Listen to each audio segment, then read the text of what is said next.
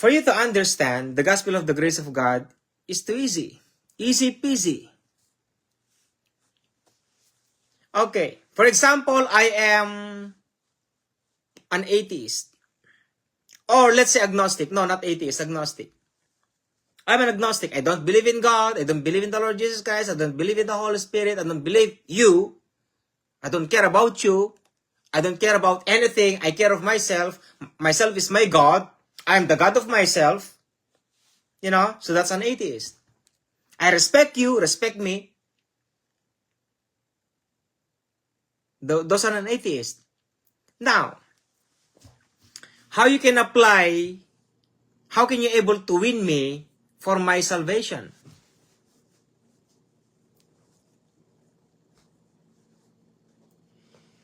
You cannot introduce me the Lord Jesus Christ, my dears. You cannot. If you talk to me, you cannot introduce Jesus Christ. I don't believe Him. Introduce me the God you knew.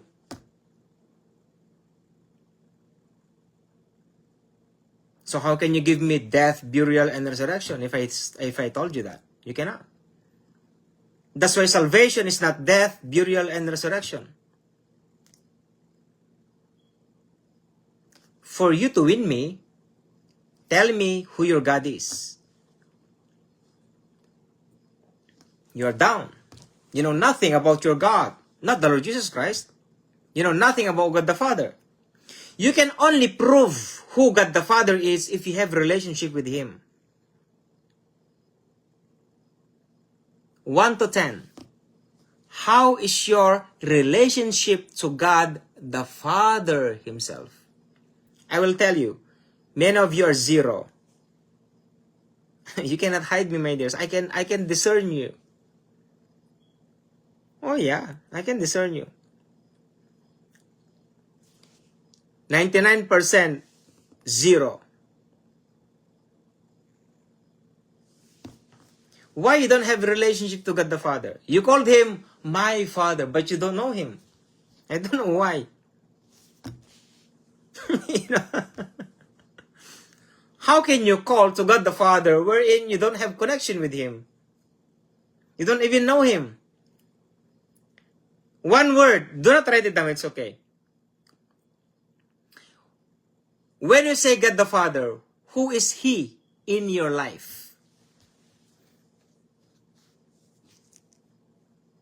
Just answer that in your spiritual being.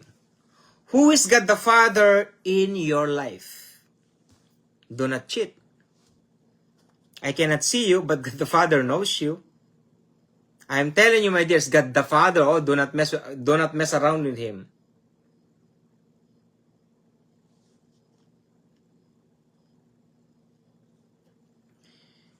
Pastor Joven, actually, that's a very powerful testimony. Maturity, righteousness, and holiness, brother, that's how you can able to win more souls. You know why this is powerful? The most powerful evangelism of all time. You know what? Yourself.